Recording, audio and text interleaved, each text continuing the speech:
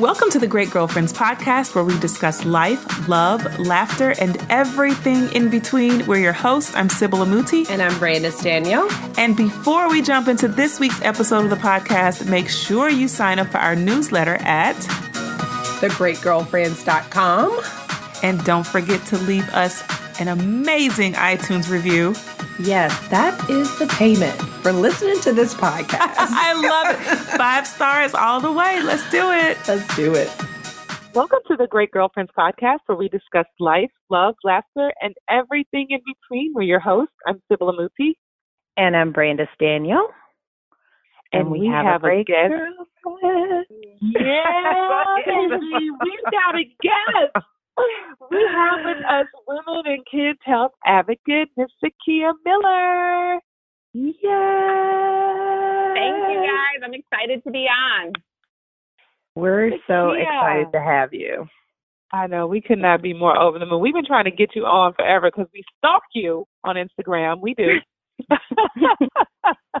We're obsessed with everything that you have to share and everything that you're about. But just knowing you, Zakkiya, has been a pleasure because we first met you from our other great girlfriend, who's your big sister, Shireen Miller Russell. Shout out to Shireen. Yay, yes. Shireen. Yeah. Yay, Shireen. The world loves Shireen. Oh, my God. Don't I know it? Right? So you had a whole lifetime with Shireen. So I know that's been, like, amazing. It has.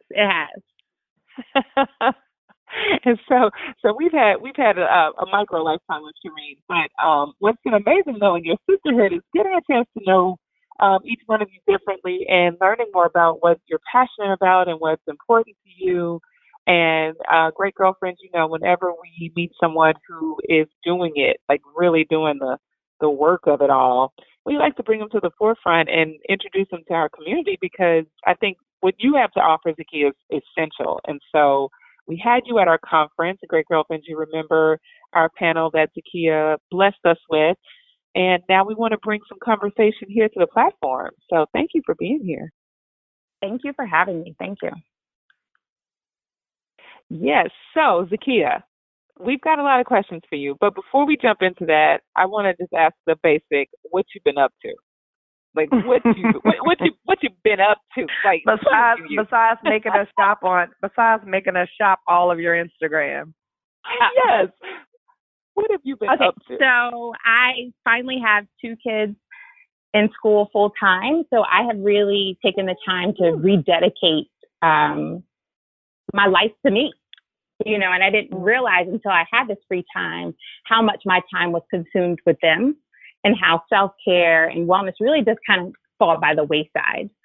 So I've had a chance to really dig back into who I am, who I want to be, and what do I want to do? What am I passionate about? And so that's kind of where, you know, my Instagram kind of came incidentally. It was not planned. I had no idea 5 years ago that I would be talking about anything wellness.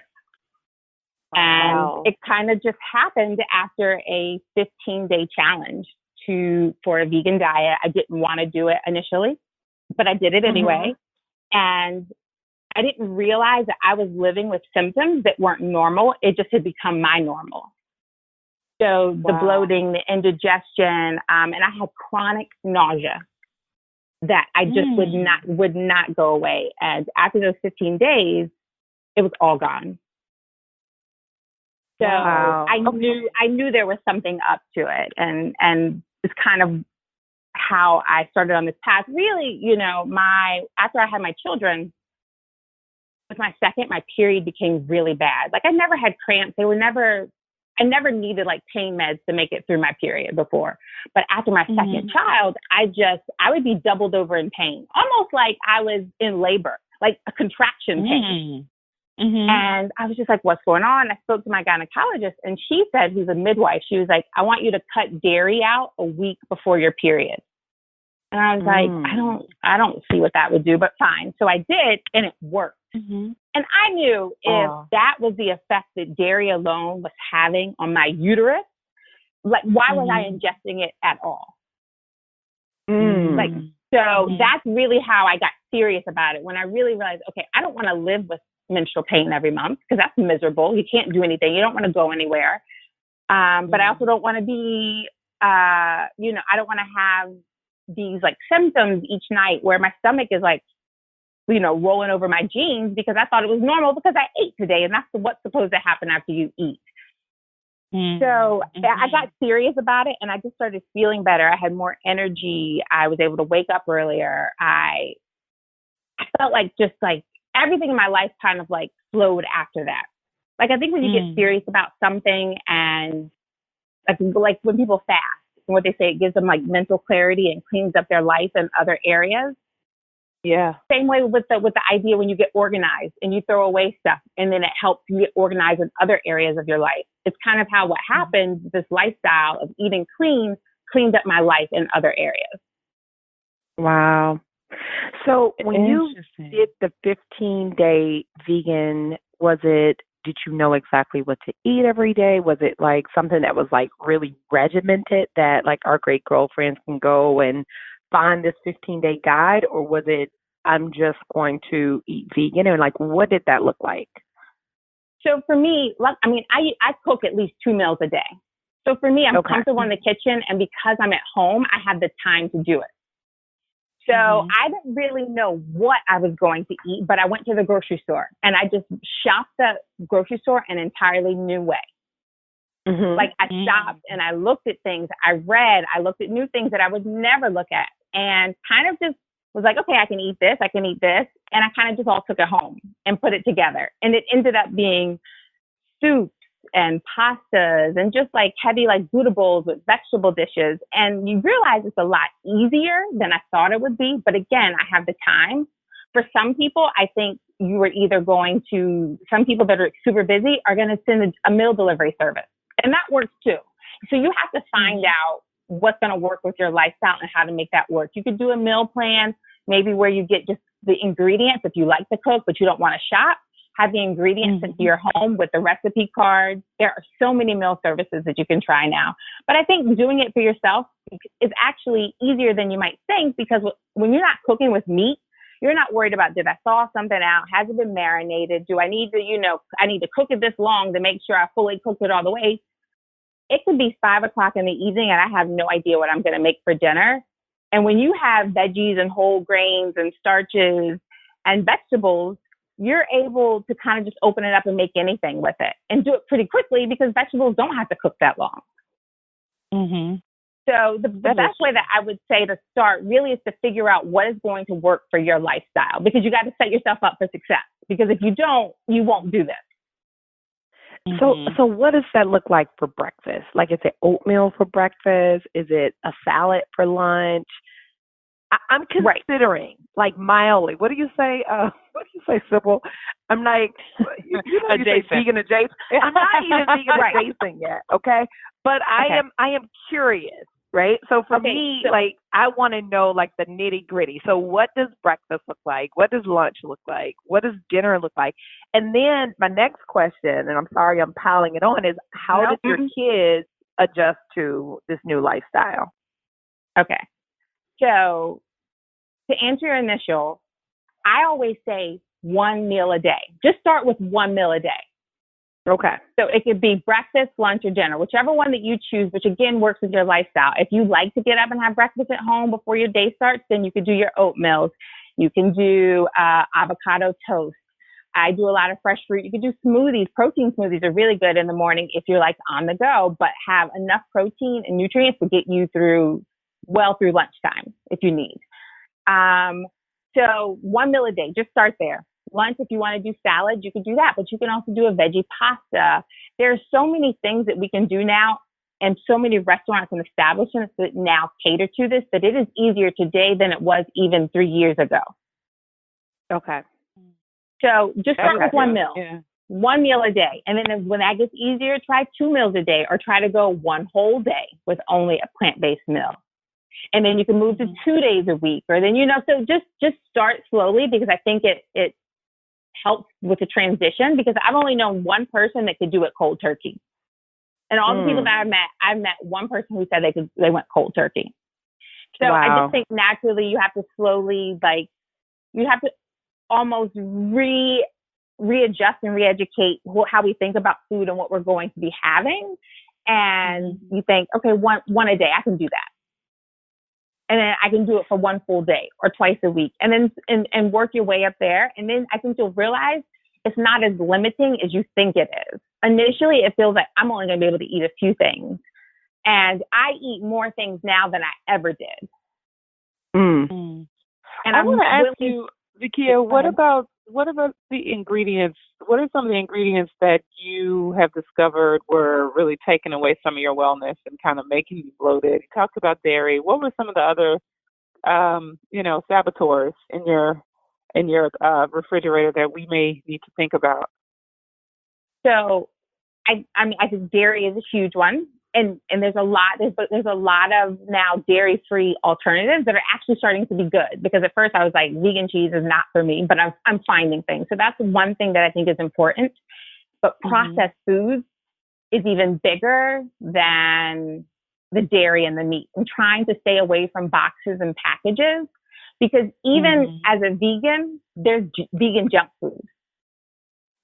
So just because there's not any dairy or meat doesn't mean that it's also the best option. So really trying to reduce the amount of processed foods that you're eating. And I think dairy, and then obviously meat, of course. But for anyone, processed foods, even if you're going to keep meat in your diet, I'd rather you get rid of processed foods. My steak eaters are cringing right now. They're like, my steak eaters are like, hold on a minute. I know. I used to love a good steak. But now I just, it was a slow transition. The whole thing really took me probably 8 to 12 months to be very serious about it. Yeah, but I still backslide, you guys. Now, I still backslide, being completely honest. But then I feel it right away too. Yeah. So it helps pull me back to I remember what this feels like. I don't want to feel like this. So, but yeah. Well, that's interesting you say that, because I think I've learned, over time, right? So we grew up in our household where we ate what was put in front of us, and it was what it was, and that just was what it was. And then we go to college and we're eating on a very tight budget, right? And we get to, we're picking whatever's available based on our budget or what's on the food plan, et cetera. Then we get into adulthood. And I don't know that we realize we have a choice in the foods that we can eat, and it wasn't until I was pregnant that I really discovered, wait a minute, so you don't have to eat that way just because you ate that way, in your childhood, and you ate that way when you were, hungry in your 20s and had that first job. You now are in a place where you can make better choices, or even, knowing more about food. So many people don't realize they have a choice in the foods that we eat. Just because you live in the South doesn't mean you have to eat cornbread and, probably a plate with all kind of stuff. And, all these things that we tell ourselves. And I'm hearing you say that, you've empowered yourself to make really strong choices that allows you to feel better, look better, gives your girls more options, gives your family a better quality of life. And I think that's the mindset we need to be in as we approach every table when we eat, is say what choices are going to win. Yeah, because you just said, I may fall back, but then I hate the way I feel. So it's like, you have a choice to either consider something different or, face the consequence of doing the old thing again and again. I think it's addiction, though. I think it's an addiction. It's addiction, yeah. No, yes. I agree. I think I'm telling you, I told myself what I was going to do. Honestly, last week I had set a really strict goal for myself. I've broken that thing. I'm like, okay. And I know that when I decide, I'm going to have to eat a certain way, it cannot be a very lax statement. I have to go so hard with it, because it is really like I'm fighting an addiction. It's like something is saying, you need salt, you need sugar, you need, you need some, so it's so strong. No, my sister actually said something at one point, and she's like, Zakkiya, you have to remember, for us culturally, food is celebration and love. Right. Yeah. That's how we come together around food. And when you celebrate something, you go get the good. You're gonna go get the good piece of hog, because you're really gonna make this a real big deal, because that's how we celebrate culturally. And culturally, the foods that we are eating are unfortunately what are killing us. So when that brought me to a point when I was studying through the plant-based certification, what I thought I was taking this course to learn why you need to be plant-based. What I didn't realize, the course really talked about being plant-based as a preventative healthcare plan. And it was showing me how diabetes, high blood pressure, high cholesterol, cancer was all related to our diet, and how people have been to actually reverse these diseases, and why it's so important for women of color, because we are still dying from diseases that our counterparts are not. And a lot of it has to do with what we're eating. It definitely is a mindset, but it's also, you just have to think like, am I eating, to live, or I'm eating to die? And I know that sounds bleak, but I think it really is that important. So, yeah. I mean, and you think about it too, Brandon, it's like you said, the addictive parts of it, the sugars, the things that are just woven into our foods at this point, the high fructose corn syrup and all the sugars that are in almost everything we eat is going to create an addiction. They say that the addiction to sugar is likened to that of an addiction to cocaine in terms of the brain's ability or desire to want or need it on demand like that. So it's like, when you said that, Brandon's addiction, like keyword, yes, absolutely. Absolutely, completely. And we don't even know it. It's very subtle because it's food, and we taught ourselves that maybe food is good, but not all foods are good. So I think we're now in a place where there's so much wisdom out there, and there's so many insights from doctors and just lessons about plant-based living that I think are so valuable, but even still, we have to decide differently. Like you said, in the grocery store, I heard you saying, you said how you shop differently. That's a big deal, because the chip owl calls my name. I'm just so we're clear. Like, I love a good salty chip. So me too. But there are better options. And there is a substitute for almost everything, I think, now. You really can go to a store and find everything. I love Trader Joe's. I love Whole Foods. I have not shopped Aldi, but I heard great things about it. So it's giving you something at every price point that's healthy. And healthy isn't unobtainable or unaffordable. There's an affordable way to do it, but we just have to do it. And what about some of the things that we're putting on our skin? Because you've talked a lot on your Instagram. And Great Girlfriends, if you're digging for her, she's at ZAKKIYA .MILLER on IG. And I'm telling you, just grab a healthy snack and enjoy. Thank you. That was a great endorsement. Thank you. I'm going to take that clip. Yeah.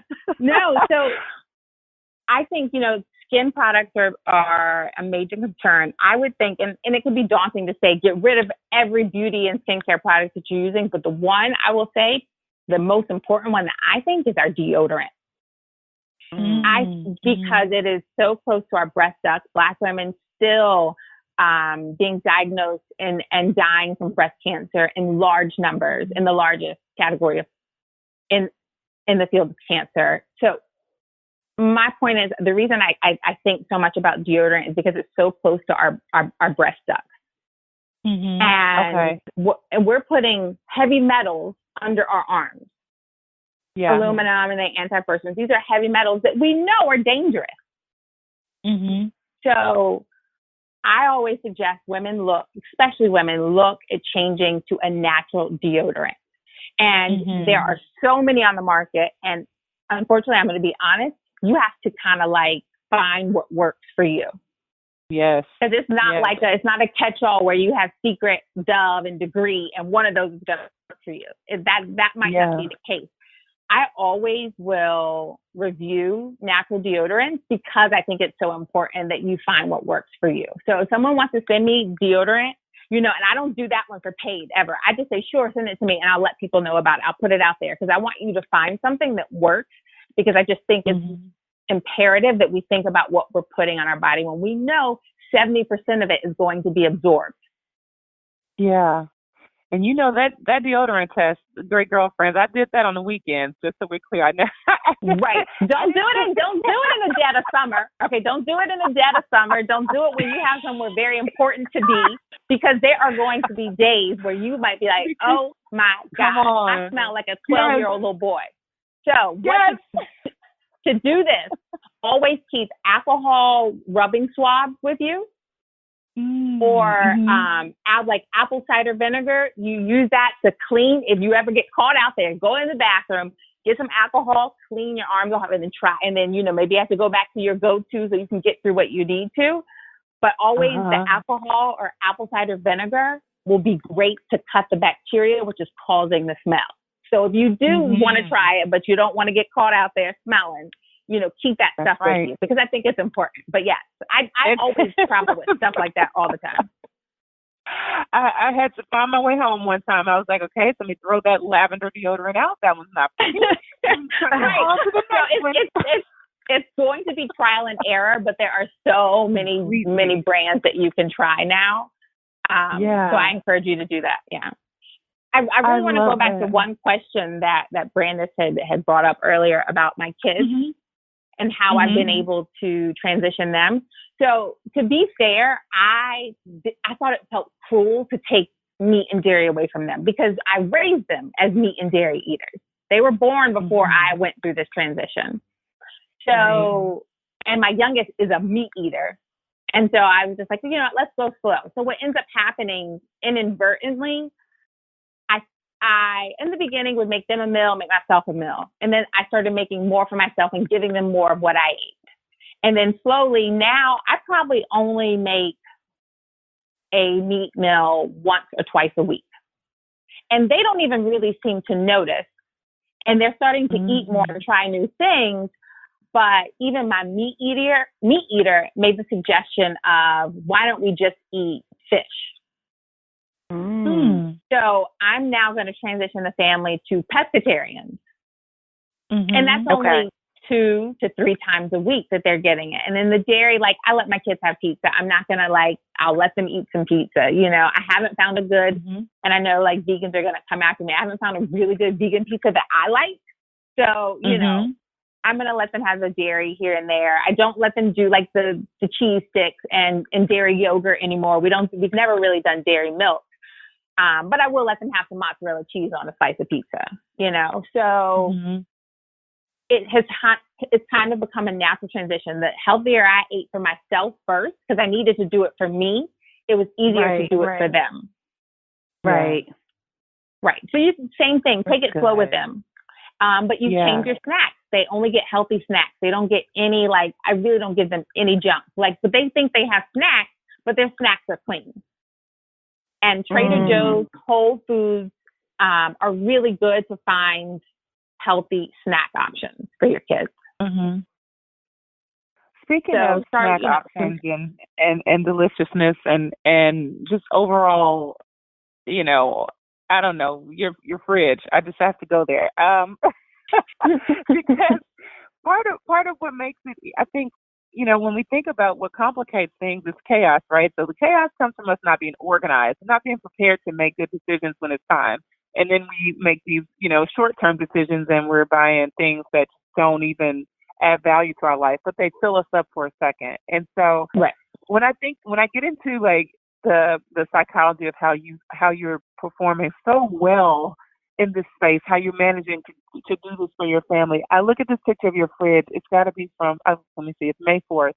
And Great Girlfriends, her fridge is I don't know. If there was a dream for refrigerator of the year, you would win the award for refrigerator of the year, mom of the year, clean eater of the year, because your fridge is such an indicator of choices and what you can do to really make these good decisions. And I see are you as a human, are you this structured, or have you created this structure so that you can do well as a vegan?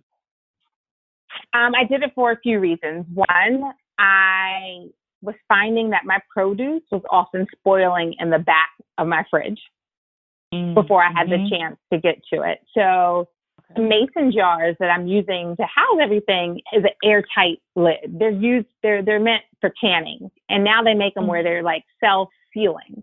So you put something in there, it's airlocked. So your produce is naturally going to last longer. Secondly, I'm a really visual person. So for me, I like the way the fridge looks when I open it up. it looks pretty. And that's just why, and that's another reason I do it aesthetically, but it's what you see. You can see into everything. You see colors, you see textures, you see all of these different options that, like, for me, makes it look appealing.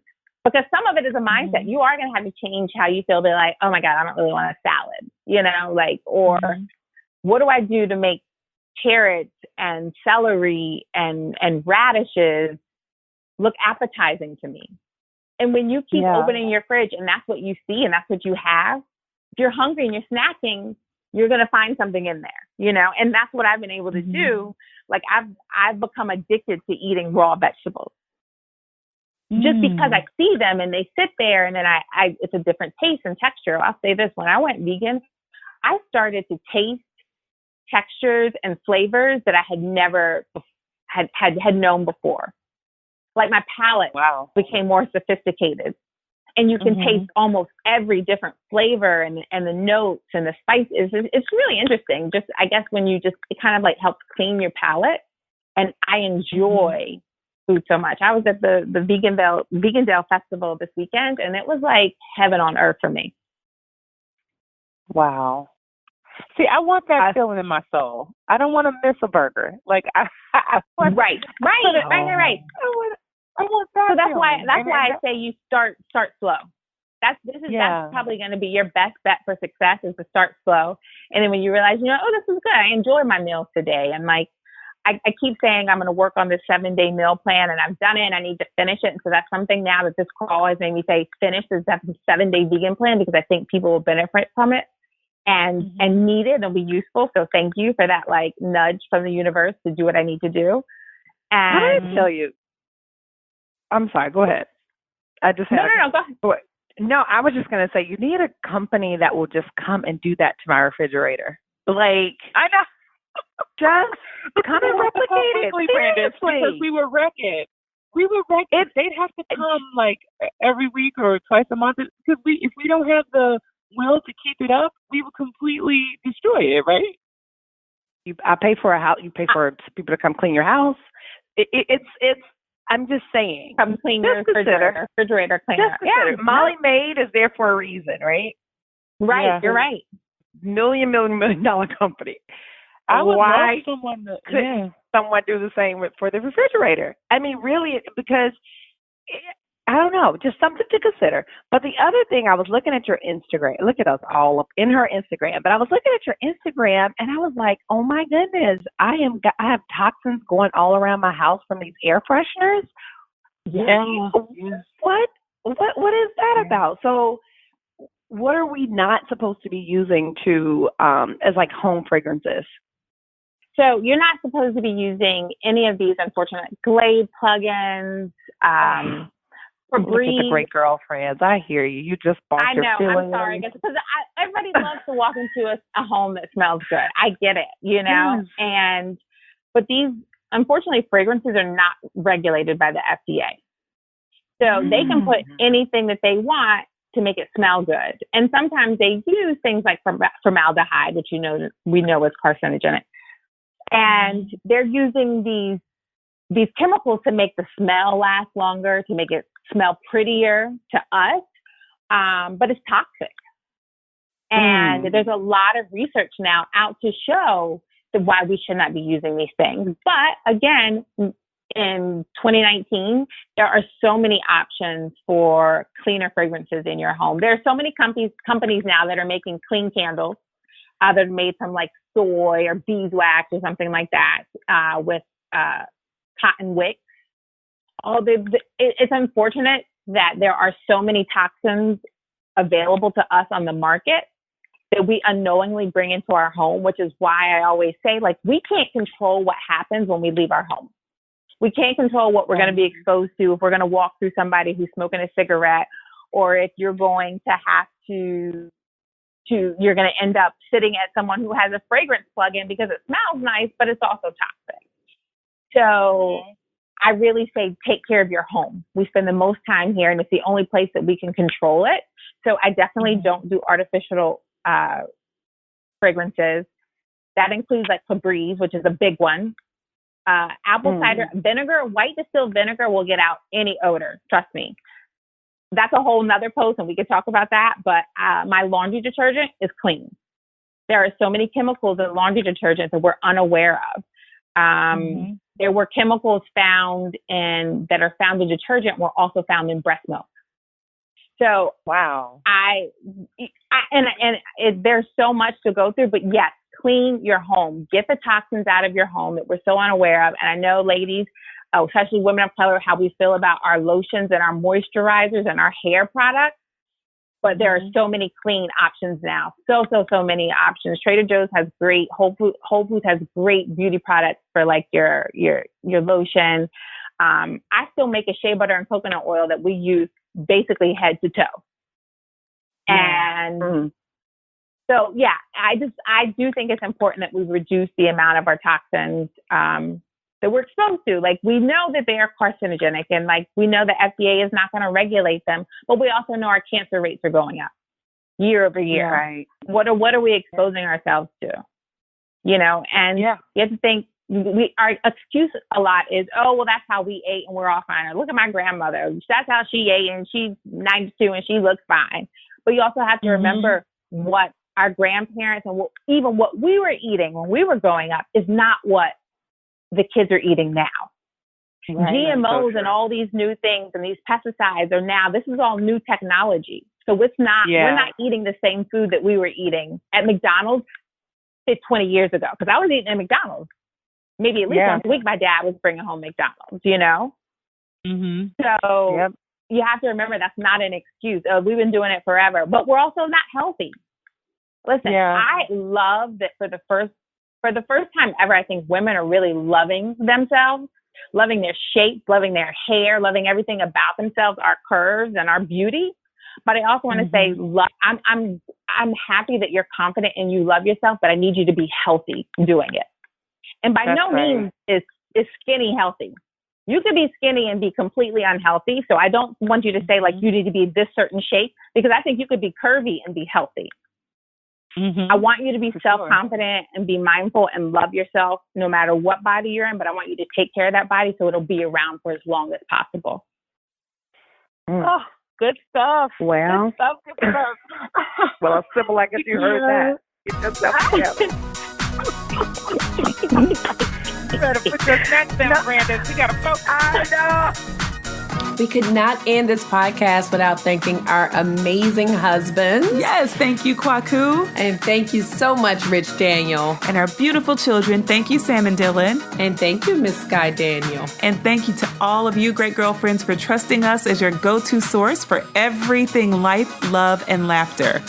You can check us out on our social, on Instagram, The Great Girlfriends, on Twitter, _Great GFS, and on Facebook, The Great Girlfriends. And please make sure that you join our Facebook group, which is over 16,000 women strong.